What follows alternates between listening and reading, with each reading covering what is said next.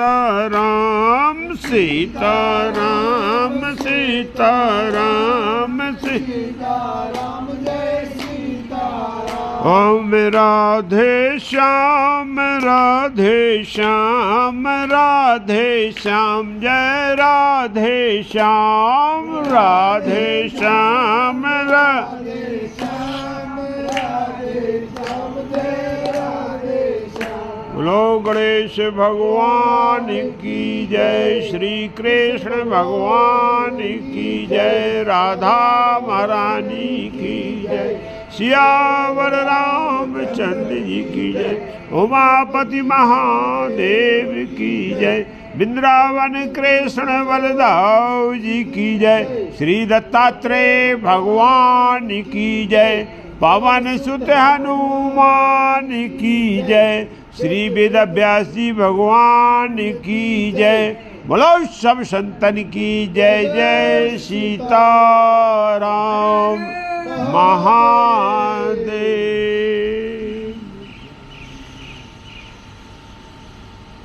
गजाननम भूतगणाधिसेवितम कपित्थ जम्बो फलचारु भक्षणम उमासुतम शोक विनाशिकारकम नमामि विघ्नेश्वर पाद पंकजम, नमामि विघ्नेश्वर पाद पंकजम। वासुदेव सुतम देवम कंस चारोड़मर्दनम देवकी परमानंदम कृष्णं वंदे जगत गुरुम, कृष्णं वंदे जगत गुरुम, कृष्णं वंदे जगत गुरुम। सरस्वती महाभागे देवी कमललोचने विद्यारूपे विशालाक्षी विद्याम देहि नमोस्तुते, विद्याम देहि नमोस्तुते, विद्याम देहि नमोस्तुते। श्री गणेशाय नमः।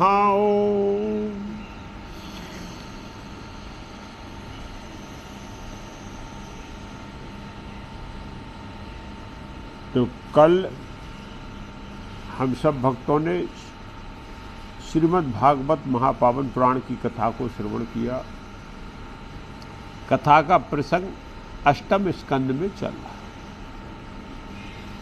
हम सब ने कल बहुत ही सुंदर पावन कथा श्रवण किया, जिसमें समुद्र मंथन से लेकर अनेकों अनेक प्रकार की भगवान के द्वारा लीलाएं की गई। उसमें भगवान का एक मोहिनी अवतार का भी प्राकट्य हुआ। मोह के द्वारा उन्होंने दैत्यों को छला और अपने भक्त देवताओं को अमृत पिला दिया। इस लीला की जब सूचना देवों में देव महादेव को मिली तो उन्होंने भी भगवान के मोहिनी अवतार के दर्शन करने की इच्छा व्यक्त की और भगवान विष्णु से निवेदन किया, प्रभु ऐसा नहीं हो सकता कि आप जो है सभी रूपों को दर्शन कराते हैं और ये हम रूप बिगड़ देखे रह नहीं सकते हैं, क्योंकि हर अवतार में आपका हम पूजन अर्चन करते हैं। भगवान विष्णु ने समझाया कि ये मेरा वो माया स्वरूप रूप है और जो योगेश्वर हैं, जो संसार से विरक्त हो चुके हैं, आप तो भोले भंडारी हैं, आपको उस रूप से कोई मतलब नहीं है।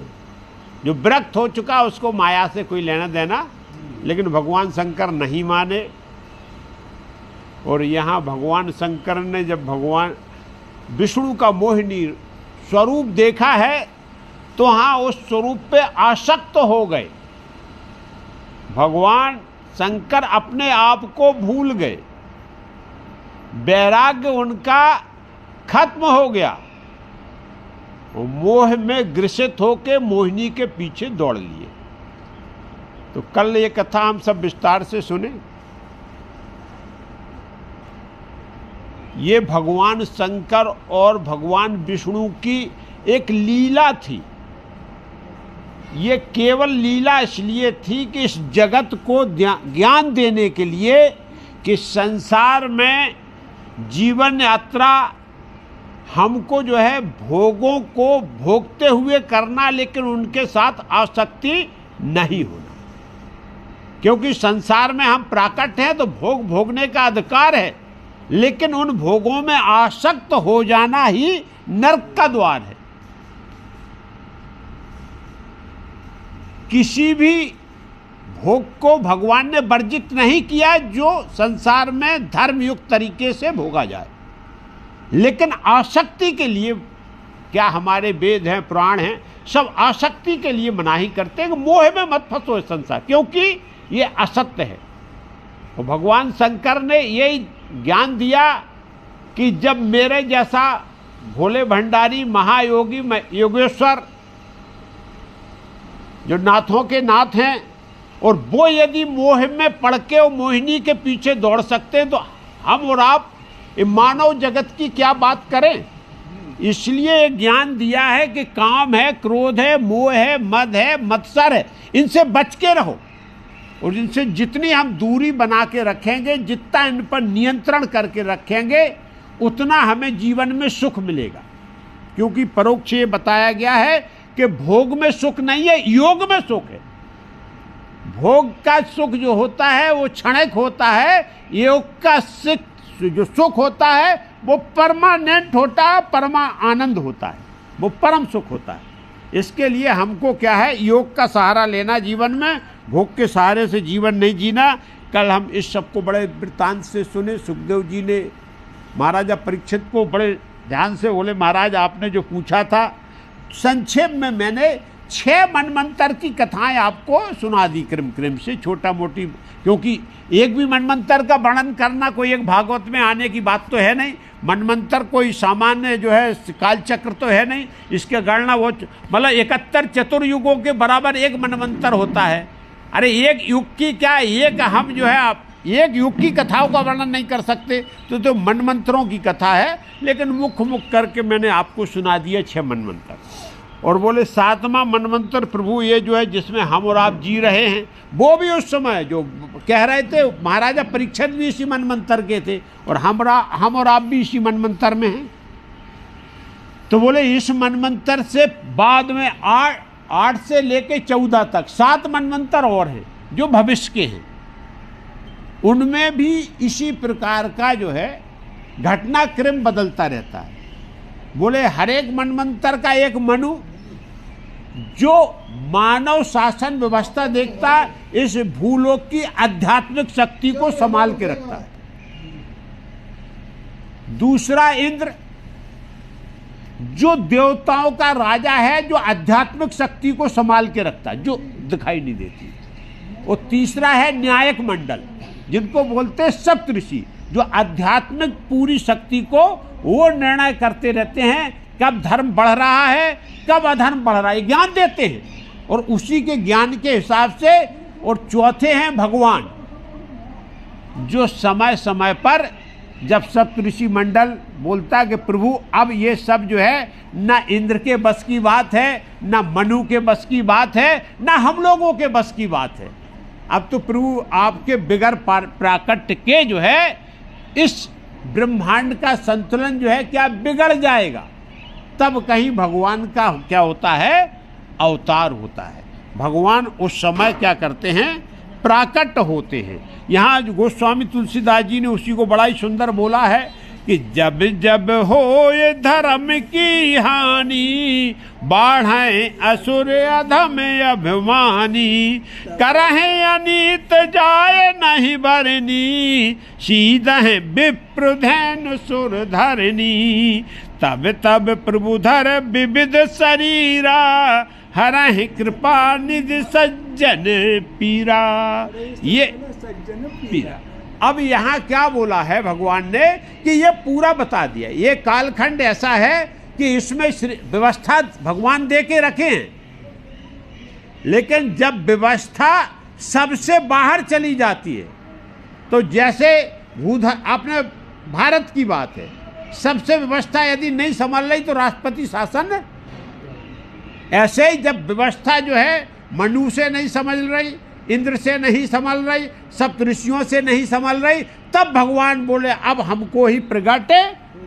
तो हर एक मनमंत्र में और हर एक युग में समय समय पे भगवान नाना प्रकार के स्वरूपों में, नाना प्रकार के महापुरुषों के रूप में, ऐसा नहीं कि भगवान को हर बार अवतार लेना पड़ा, नाना प्रकार के जो महापुरुष होते हैं, जो बड़े बड़े संत हुए हैं, ये इनका भी स्वरूप भगवान का ही स्वरूप है। और उनकी ये दिव्य आत्माएं हैं, ये भगवान के पार्षद हैं, जो भगवान के धराधाम में रहते हैं। वो यहाँ नहीं, लेकिन आदेश के अनुसार कुछ समय के लिए भूधरा धाम पर वो उनका प्रकट होता है और वो अपना ज्ञान प्रकट करके और उसके बाद जो है फिर से भगवान के धाम को, वो जो है संसारी नहीं है। वो जो अभी जैसे ज्ञानेश्वर महाराज आए, तुकाराम महाराज आए, यहाँ जो संत हुए ना, तो ये संत जो है ये जो है संसारी नहीं है, ये भगवान के ही पार्षद है। भगवान ही समय समय पे इनको भूधरा धाम पे सुधारीकरण के लिए भेजता है। ये जो है मन मंत्रों का इस प्रकार से खेल है।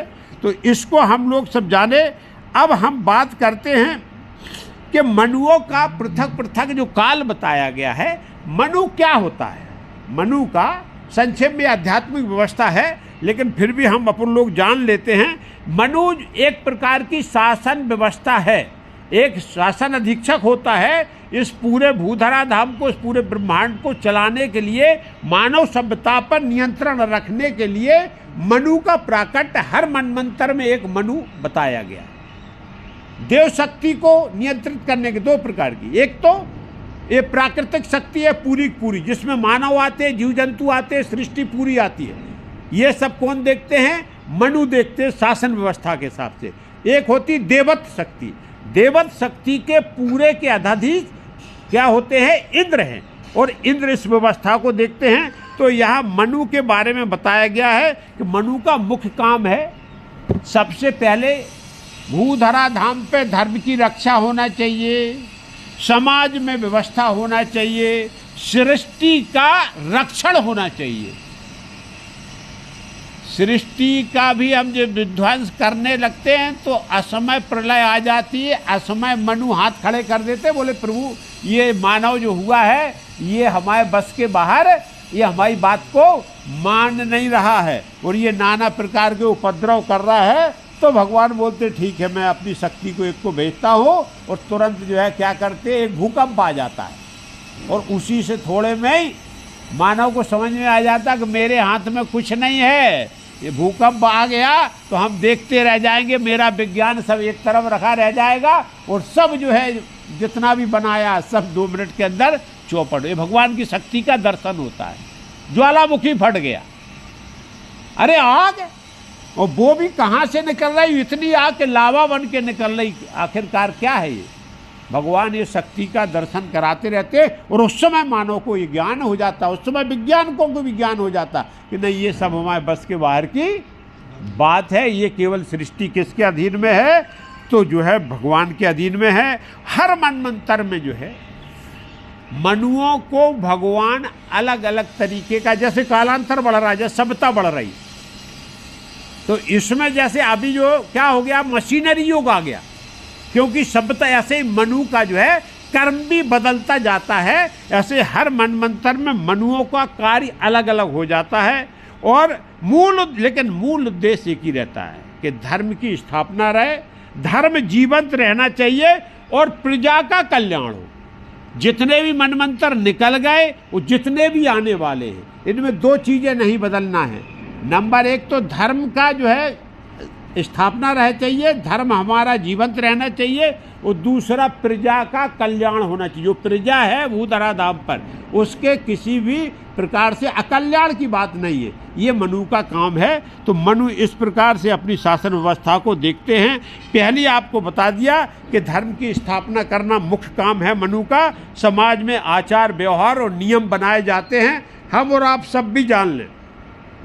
धर्म कहने से पालन नहीं होता है, धर्म हम बोलते रहे हम धर्म पे, हम धर्म नहीं, धर्म जो है आचार व्यवहार नियम और कायदे से पालन होता है। यदि आप संयम नियम का पालन करोगे, जो आपके संस्कार हैं उनको धारण करके चलोगे, तो आचार विचार और नियम 3 चीज़ें बताई गई हैं।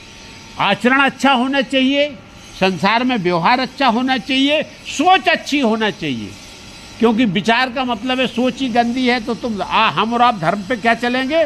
और सीधा बात है, जो सांसारिक नियम है, जो धर्म के नियम है, जो व्यवस्था है, उसको यदि पालन करना और नहीं पालन करते तो अप्रत्यक्ष रूप में मनु उनको दंडित करते रहते हैं। भगवान ने उनको शक्ति दिया, आध्यात्मिक शक्ति है कि गलत चलोगे तो भूधरा धाम का नियम कानून यहाँ का है तो यहाँ की व्यवस्था से होता रहता है, और आध्यात्मिक व्यवस्था जो है वो देवताओं के पास है, उससे सुधारीकरण होता रहता है। इसलिए मानव धर्म शास्त्र को निर्वाहन करना बहुत जरूरी है, और ये मनु की क्या व्यवस्था में आता है। दूसरी है सृष्टि का संचालन, पूरी सृष्टि की रक्षा करना भी जो प्रजा का पालन है। सृष्टि है तो प्रजा है, प्रकृति है तो प्रजा है, और प्रकृति नष्ट हो जाएगी तो प्रजा भी नष्ट हो जाएगी। ये भी हर मनु के जो भी मनमंत्र है, जैसे अभी 7वां मनमंत्र चल रहा है, तो हर मनु का एक कर्म है कि हम जो है प्रजा पालन करें और सृष्टि की रक्षा करें, ये जो है वातावरण की पूरे की रक्षा करें। तो मनु क्या है? पालक है, रक्षक है और मार्गदर्शक है।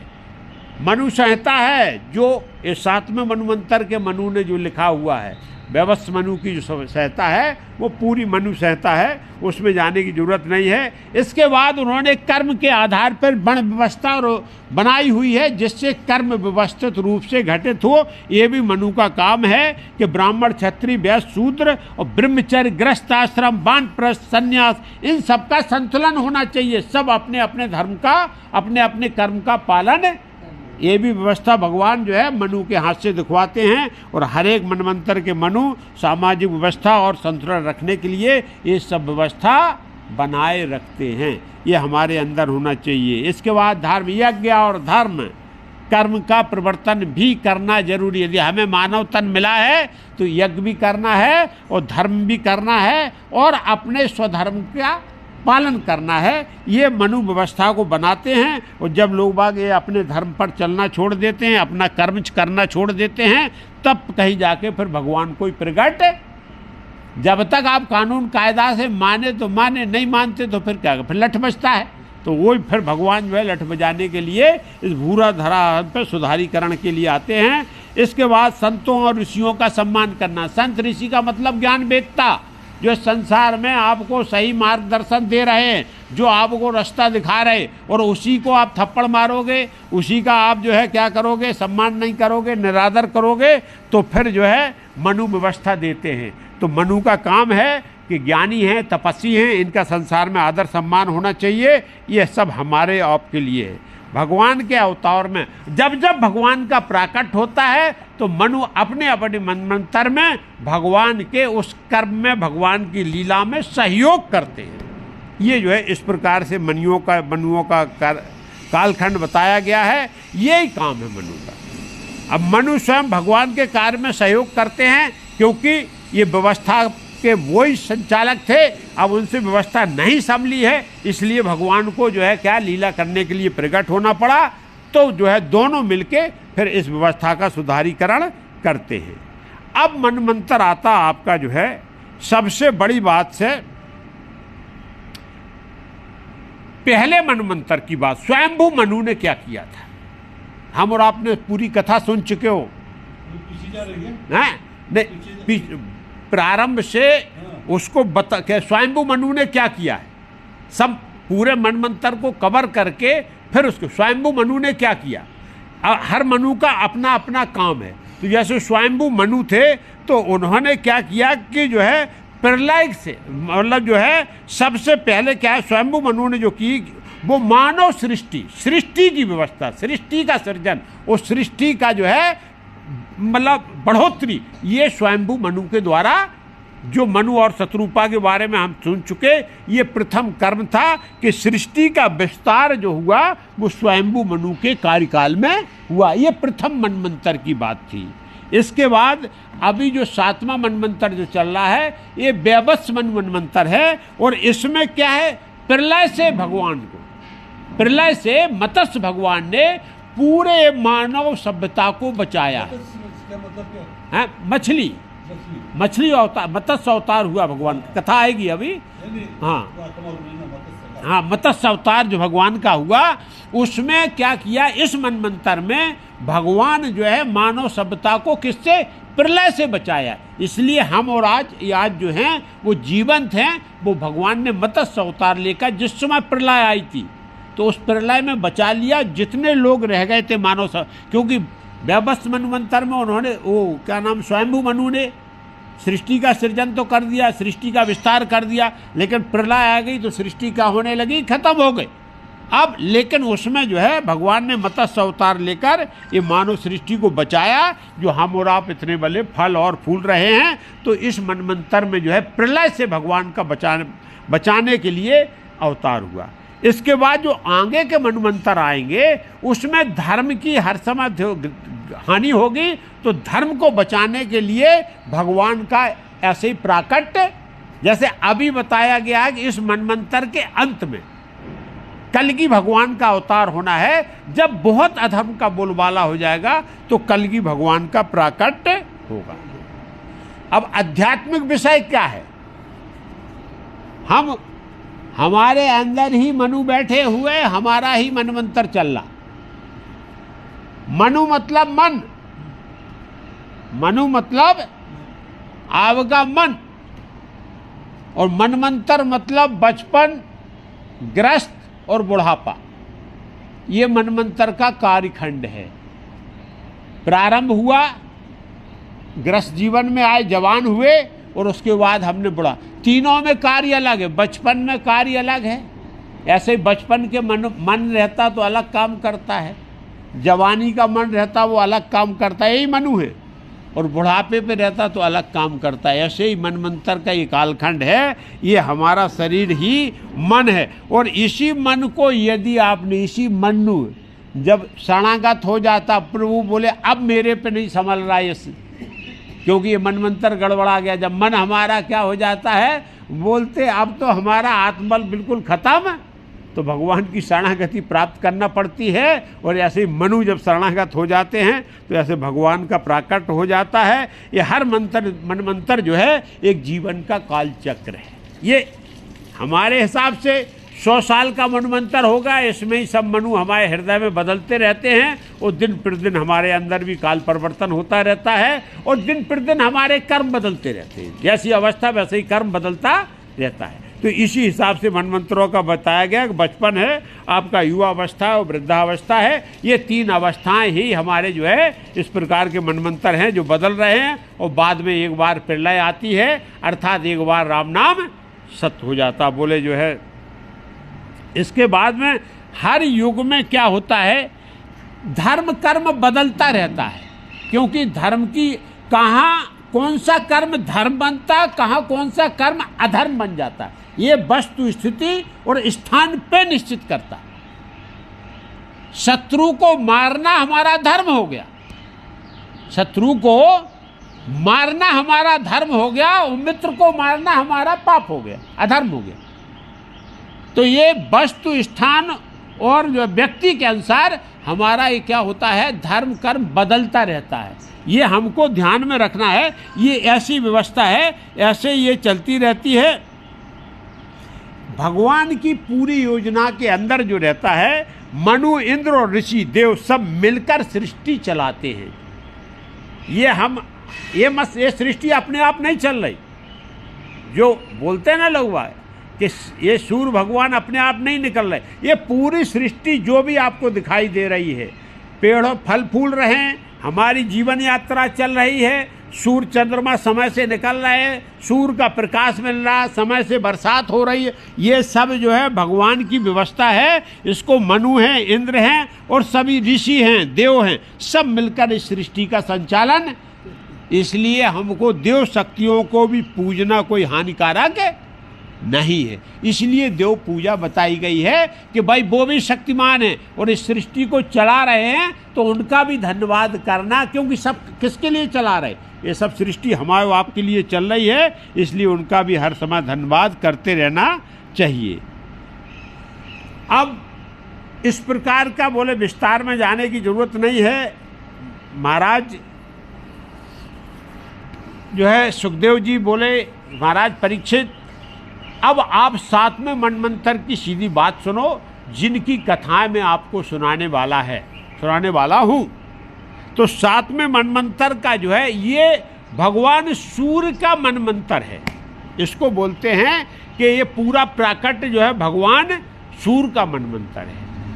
और सूर्य से जो है, सूर्य की वैसे तो श्रीमद् भागवत में 2 पत्नियां बताई गई, लेकिन अन्य पौराणिक व्यवस्था से सूर्य की 3 पत्नियां हैं। एक संज्ञा है, दूसरी छाया है, तीसरी रुग्णी है।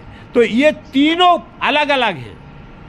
इन पत्नियों का अलग अलग स्वरूप है, लेकिन वेद ये मानते हैं कि संज्ञा ही छाया बन गई और छाया ही जो जाके क्या हो गई, जो रुग्णी रजनी बन गई।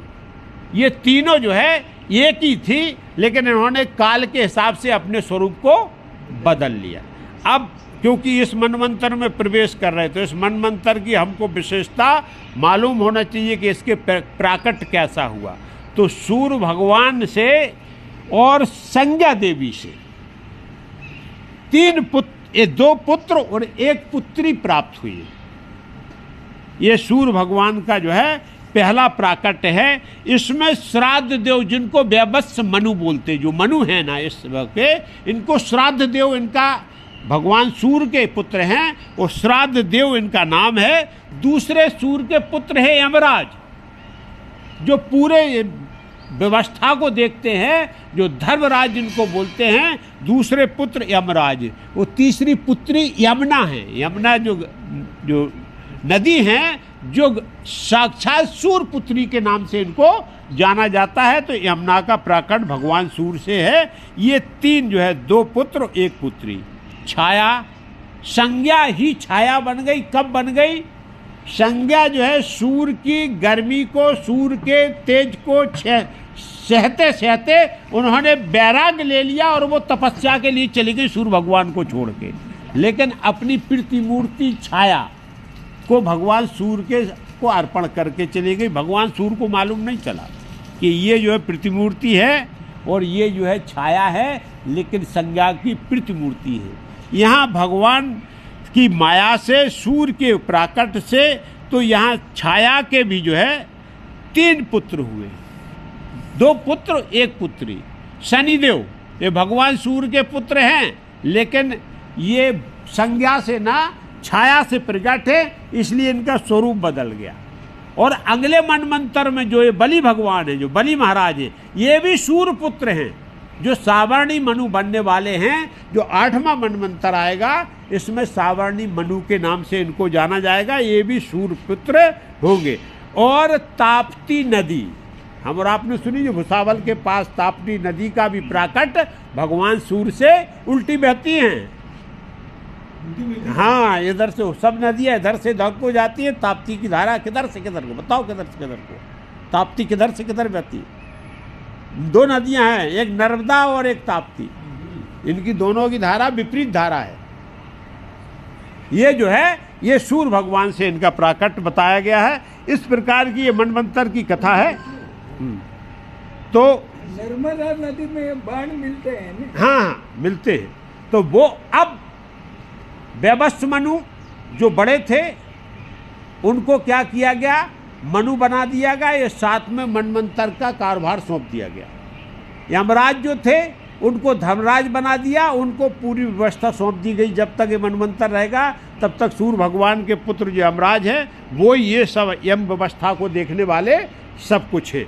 और यमुना जी साक्षात भूराराम पर प्रकट हो गई, जहाँ भगवान श्री कृष्ण को आके खुद अवतार लेना पड़ा। तो इस प्रकार से अब वैवस्व मनु जो है सूर्य के पुत्र हैं। अब इस मनमंत्र का एक एक नाम आप सुन लो, क्योंकि मनु जो हुए वो वैवस्व मनु है, जिनको श्राद्ध देव बोलते हैं, जो इस मनमंत्र के मनु हैं और जो सूर्य भगवान के पुत्र हैं।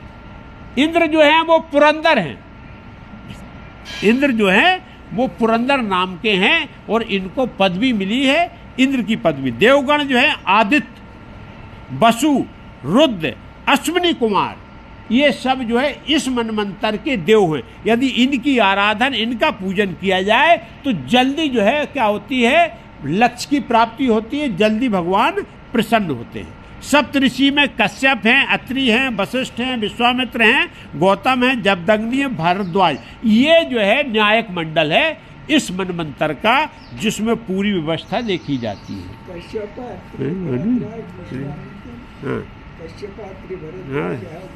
गौतम, जमदग्नि, भारद्वाज, ऐसे जो है। हाँ, तो अब इन मनु के भी संतान हुए। इन मनु की जो है 10 पुत्र हुए। कितने? 10 पुत्र हुए। जो वैवस्व मनु की संतान के बारे में बताया गया है कि इनके सबसे बड़े पुत्र थे इक्ष्वासु, जिनको भाई सूर्यवंश है। ये सब जो पूरा मनमंत्र चल रहा है, मानव सभ्यता, हम लोग भी सब सूर्यवंशी हैं वैसे, क्योंकि भगवान सूर्य से पूरी मानव सभ्यता प्रकट हुई। क्योंकि मनु सूर्य हैं तो सब लोग सूर्य है, क्योंकि सूर्य के पुत्र मनु हैं, इसलिए सब लोग जो है ये सृष्टि का प्राकट सूर्य से हुआ। प्रभु रामचंद्र, हाँ, इक्ष्वासु वंश, सूर्य वंश से। तो यही मनु के पहले पुत्र जो बड़े हैं वो इक्ष्वासु थे, उनसे ही आगे चल के भगवान राम का इनके वंश में प्राकट हुआ। और इसी वंश में बाद में वो ये वंश चंद्रवंश हुआ, 2 भाग हो गए, और तीसरा वंश निमि हो गया, 3 भाग हो गए इसी के।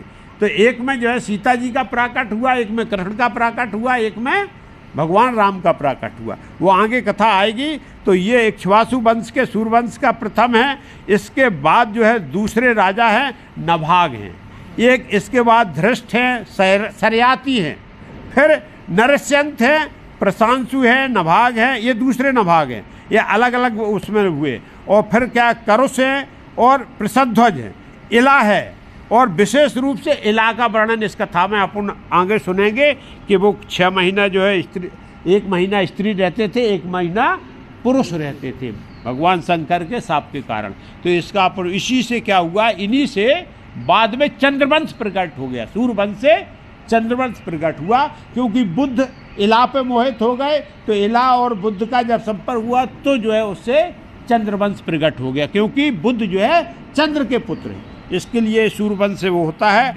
अब यहाँ इस मनमंत्र में हम अभी तक जान चुके, सबसे पहले हुआ मत्स्य अवतार भगवान का, प्रलय से मनु को बचाया। मनु को मतलब मानव सभ्यता को भगवान ने बचाया। पहला हुआ ये प्रारंभ में हुआ, ये जो मनमंत्र चल रहा 7वां, इसमें सबसे पहले मत्स्य अवतार हुआ। उसके बाद अभी हम और आप कथा सुनेंगे तो 52 भगवान का जो अवतार हुआ, जिसमें उन्होंने राजा बलि के मान मर्दन किया अहंकार का, 3 पग भूमि मांग के। फिर इसके बाद में राम अवतार हुआ, कृष्ण अवतार हुआ और नाना प्रकार के अवतार हुए, जिनकी हम वो सब आप आगे चल के इस श्रीमद् भागवत में कथा आगे सुनने। हाँ, ये सब इसी मनमंत्र की बात हो रही है। ये ले 71 चतुर्युग को बता दिया ना, इस मनमंत्र का युग की बात नहीं कर सकते, मनमंत्र की तो छोड़ो। और ये कथा कोई एक दिन में सुन रहे हैं, लाखों वर्ष की कथा एक दिन में सुन लेते हो आप। ये इतना जल्दी लगा हुआ नहीं है कि हो गया तुरंत हाल के। अभी हमने अभी काय की कथा सुनी थी कि समुद्र मंथन की लीला हुई, अरे दूसरा मनमंत्र बदल गया, तब ये मत्स्य अवतार आने वाला है। तो लेकिन कथा का क्या है, क्रम लगा हुआ है। और जो जीवन उपयोगी कथाएं हैं, जिनको हमको जो है भगवान से जिनसे जुड़ने का मौका मिलता है, भगवान से जिनका हमारी जो है संवेदना जुड़ती, उन कथाओं को श्रीमद् भागवत में लिया गया है। इसलिए और ये सब हम इसलिए बोल रहे हैं कि हमें मालूम हो जाए कि श्रीमद् भागवत में वेद व्यास जी ने क्या क्या और कहाँ कहाँ लिखा हुआ, नहीं सीधे आके बाबर भगवान की कथा पे अपन आ सकते थे। बस प्रलय के समय भगवान ने मत्स्य रूप में अवतार लिया और वैवस्व मनु को बचाया है, जिससे वर्तमान मानव सृष्टि पूरी की पूरी, हम और आप सब, इस पूरा संसार जो दिखाई देता है, पूरा भूधरा धाम पे जो कोई भी मानव यदि है तो वो मत्स्य भगवान की कृपा से आज इस भूतारा धाम पर हैं। थोड़े लोग बचे थे इस मनमंत्र के प्रारंभ में, जो मत्स्य अवतार लेके, और एक नौका में जितने लोग बैठ गए उतने लोग थे, और आज जो है असंख्य हैं, गिनती नहीं हो पा रही पूरे भूधरा धाम की। तो ये बड़े जल्दी बढ़ती है, लेकिन ये सब मत्स्य भगवान की कृपा से हम और आज आप बैठ के और भगवान की कथा को सुन पा रहे हैं। ये ईश्वरीय लीला है। इसमें जो है मनमंत्र में धर्म और अधर्म के संघर्ष का प्रतीक है, क्योंकि जो कर्म होता है तो कर्म दोनों प्रकार के होते हैं। हम और आप भी वही करते हैं, धर्म भी करते हैं और अधर्म भी करते हो। ऐसे ही संघर्ष करते करते जीवन यात्रा, ये मनमंत्र हमारा ऐसे ही क्या हो जाता है, पूरा हो जाता है। जो धर्म करके निकल जाता है उसको सद्गति मिलती है, और जो अधर्म करके निकल जाता है उसकी दुर्गति होती है। इस भूधरा धाम यहाँ कुछ नहीं है, यहाँ तो जो है वो सामने भोग लिया, इसके बाद बहुत बड़ी बात है। तो इसीलिए हम पे कर्म पे ध्यान दिया गया है। भगवान समय समय पर हर मनमंत्र में हर समय भक्तों को आनंद प्रदान करने के लिए और अधर्म का नाश करने के लिए, धर्म की स्थापना करने के लिए अवतार लेते रहते हैं। मनुष्य को किसी भी परिस्थिति में अपना धर्म नहीं छोड़ना चाहिए। ये मानव धर्म की सबसे बड़ी बात बताई गई। कोई भी परिस्थिति हो, लेकिन हमें अपने धर्म को त्यागना नहीं है। तो ये जो है, यदि जो इसको लेके चलेगा, बस वो जीवन में जो है, हम और आप इस समय वैवत्स मनमंत्र में जी रहे हैं। हमारी यात्रा वैवत्स मनमंत्र में चलना है, और कब तक चलती रहेगी, कब तक जो है जन्म मरण होता रहेगा, क्योंकि वैवत्स मनमंत्र भी अभी 28 चतुर्युग खत्म हुए हैं और 71 चतुर्युग खत्म होना है। गिनती कर लो, अभी चार युग मिला के ये युग होता है। तो ये ऐसा ही गणना है, और ये चलती रहेगी, और ये जन्म मरण से हम लोग आगे पीछे। लेकिन जिसने एक बार भगवान की भक्ति श्रद्धा और भाव से कर ली, जिसने भगवान को समर्पण कर लिया, फिर उसको इस मनमंत्र से कोई लेना देना, फिर उसका मन ऐसे मनु के पास नहीं रहने वाला। ये मन जहाँ से आया है भगवान के पास रहेगा। इसलिए हम चिंता त्याग दें। यदि हम सत्कर्म करके जाएंगे और भगवान की यदि कृपा होगी, तो ये जन्म मरण के बंधन से मुक्त होकर भगवान के धाम में आनंद के साथ रहेंगे। भगवान जब जब जो है इस भूधरा धाम पर प्राकट होते हैं, तो क्या करते, धर्म का मार्ग प्रशस्त करते हैं। भगवान के प्राकट का एक ही है, ये धर्म का मार्ग प्रशस्त होता है। बोले अब आपको मनमंत्र की कथा सुना दिया। सुखदेव जी बोले महाराज इधर क्या हो गया था, कथा छूट गई कि इंद्र जो है राजगद्दी पा गए, और फिर से जो है देवताओं का चलावा हो गया, मनमंत्र भी बदल गया।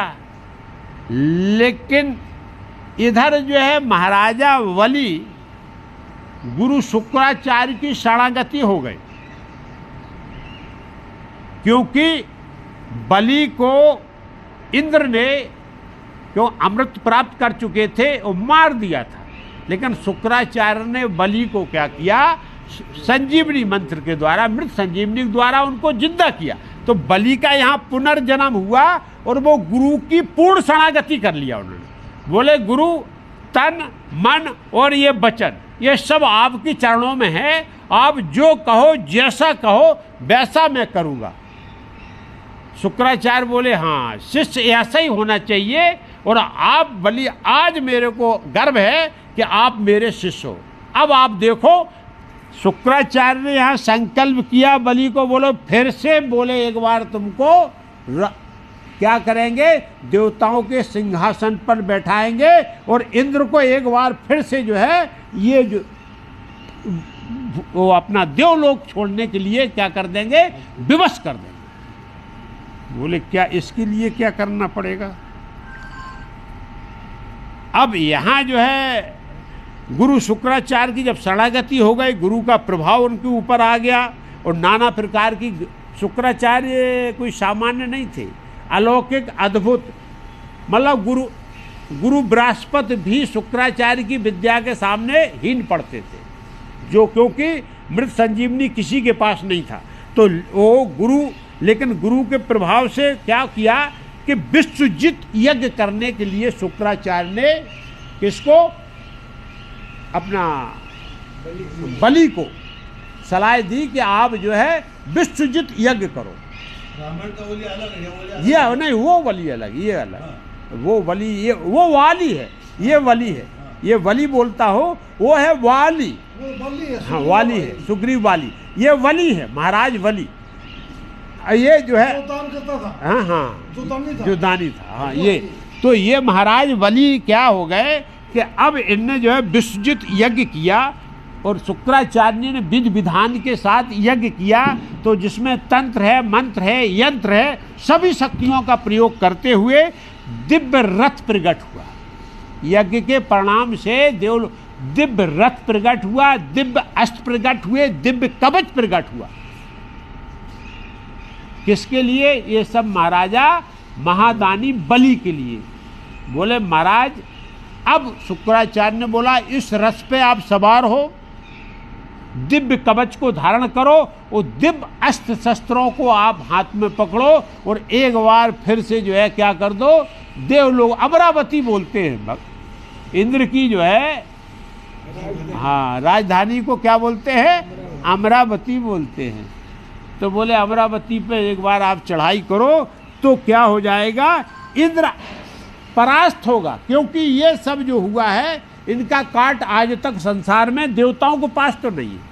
ना ये तुम्हारा रथ यज्ञ में जो टूटने वाला है, ना कोई कवच भेज सकता है, और आपके अस्त्र शस्त्र का काट आज तक देवताओं पे कोई नहीं है। यही तुरंत महाराजा बलि तो परास्त हुए थे, और इंद्र से तो बदला लेना भाई, चाहे कितने भी दानी हो, कितने भी कर्मकांडी हो, कितने भी भगवान के भक्त हो, लेकिन जन्म तो उनका असुरों में हुआ है।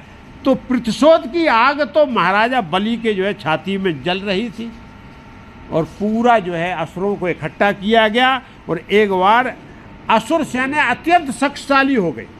और उससे क्या हुआ, ये दो चीज़ें, एक तो गुरु की कृपा और दूसरा यज्ञ का प्रभाव, इससे शक्ति कई गुना जो है असुरों की बढ़ गई, और देवताओं पे धावा बोल दिया, पूरी अमरापुरी को घेर लिया।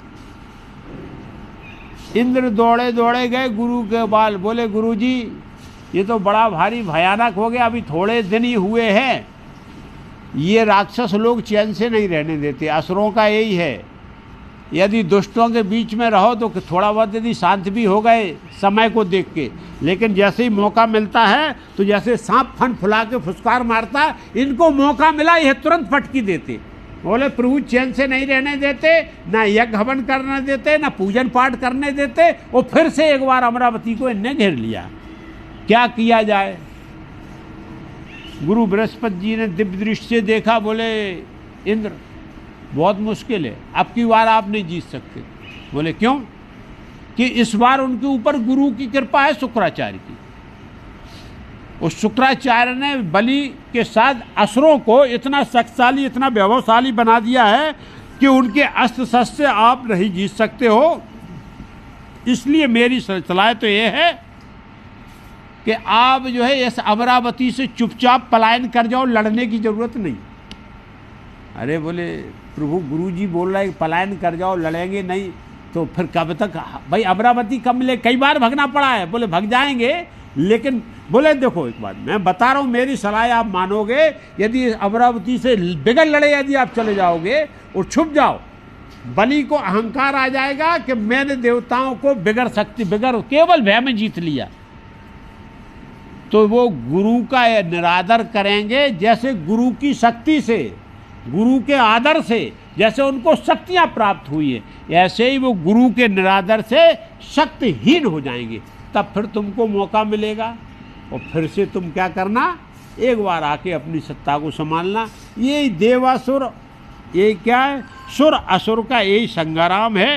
ये हमारे जीवन में अच्छे और बुरे का संग्राम। कभी हम देववृत्ति में रहते हैं तो पूजा पाठ में बहुत ज़्यादा मन लगता है, कभी असुर वृत्ति में रहते हैं तो झगड़ा करने में बहुत मन लगता है, क्रोध आता है।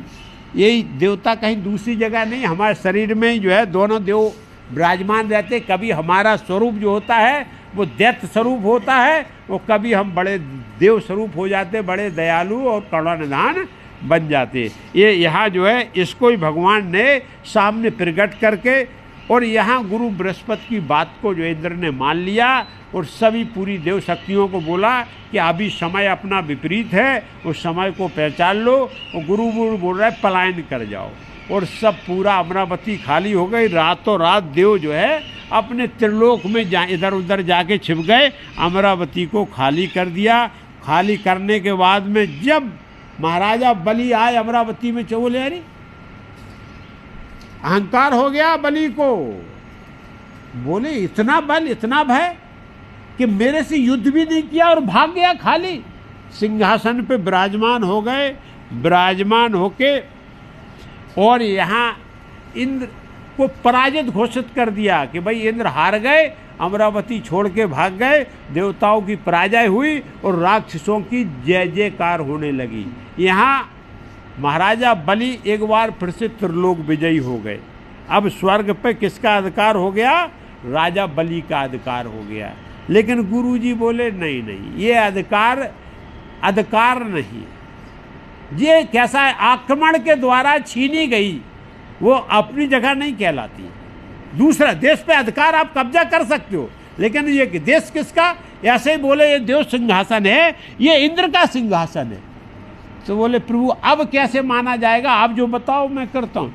बोले जब तक 100 अश्वमेध यज्ञ करके, यज्ञ दान पुण्य करके, ये धर्म का जो सिंहासन है ना, ये धर्म का सिंहासन है। उस पर धर्म के बैठने का वाला अधिकारी कौन होगा? जो धर्मात्मा होगा, जो यज्ञात्मा होगा। तो बोले बलि को लगा दिया, बोले एक काम करो, ऐसे काम चलने वाला नहीं है, और महाराज आप जो है अश्वमेध यज्ञ करो।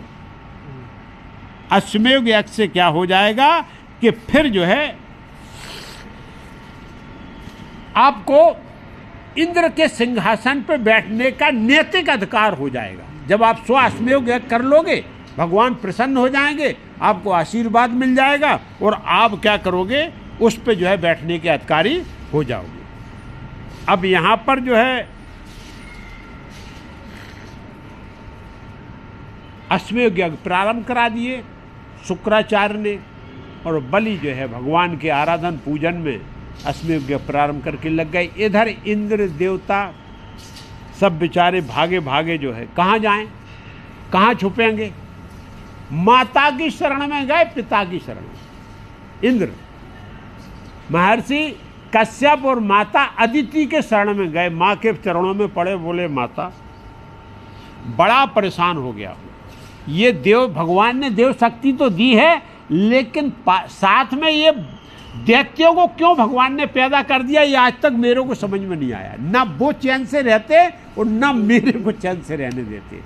वो संसार का भी यही खेल है कि सब देव आत्मा हो जाए ना, तो फिर दैत्यों का वो पता ही नहीं लगेगा कौन देव है कौन दैत्य। इसलिए संसार में भी देव आत्माएँ भी हैं और दैत्य आत्माएँ भी हैं।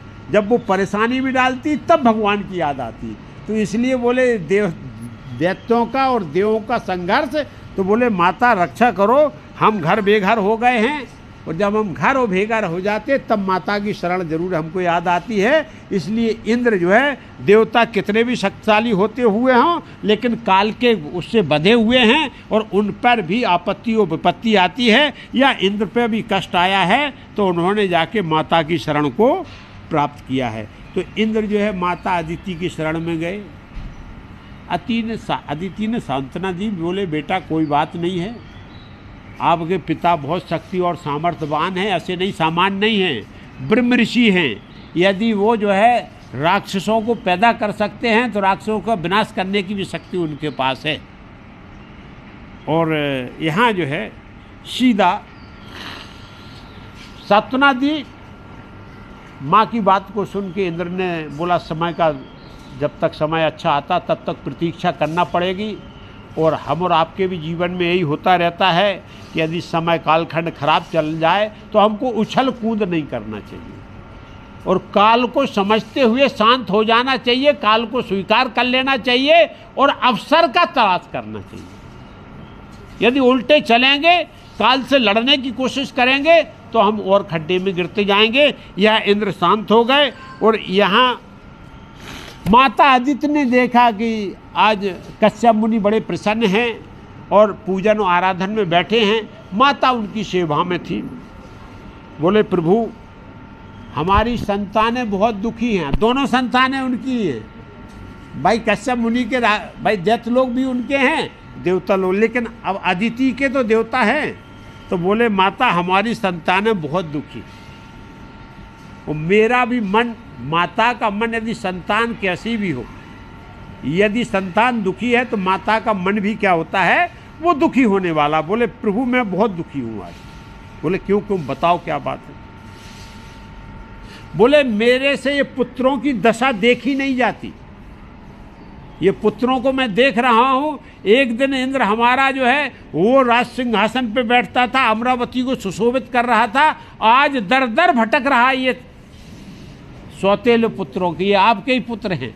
ये जो असुर हैं ये न चैन से रहते हैं और न चैन से रहने देते हैं। प्रभु लेकिन आप जो है त्रिकालदर्शी हैं, आप जानते हैं, और कोई उपाय करो जिससे जो है हमारे पुत्रों को फिर से क्या हो जाए कि यथावत व्यवस्था हो जाए, यथावत उनका घर द्वार मिल जाए। इनके लिए उस अब जब अदिति ने बड़े विनम्र भाव से महर्षि कश्यप की प्रार्थना किया, बोले प्रभु मेरे पुत्रों का आप कैसे भी हो कल्याण करो। तो यहाँ कश्यप ऋषि ने उपदेश दिया। बोले देवी केवल एक ही उपाय है, जब हमारे पास काल हमारे विपरीत हो तो संसार, हम ये केवल उनको कथन है और हम आपको जीवन में उपयोग करना। यदि काल चक्र विरुद्ध चल रहा, समय खराब चल रहा, तो केवल तब एक ऐसा उपाय है कि वो काल चक्र को क्या कर सकता है कि जो है बाधित कर सकता है, वो काल चक्र को बदल सकता है। तो तप में ये ताकत है। एक मिनट,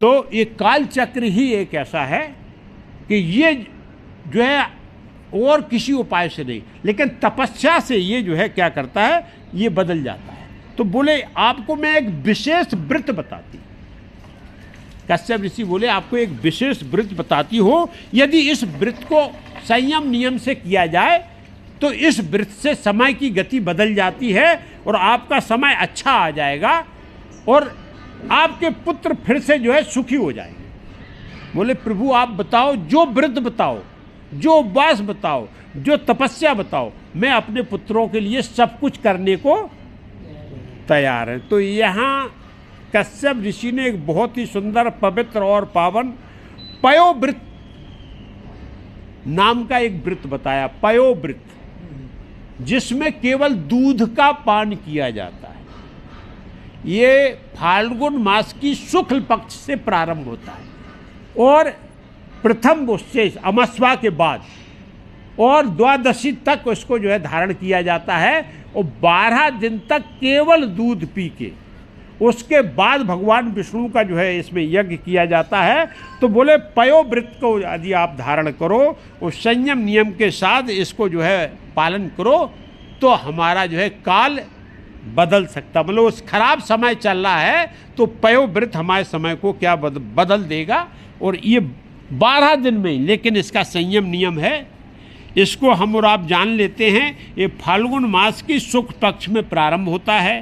प्रातः स्नान करके भगवान विष्णु का पूजन किया जाता है। मन वचन और कर्म से शुद्धता का पालन करना है। अंदर और बाहर से हमको पवित्र और पावन रहना है।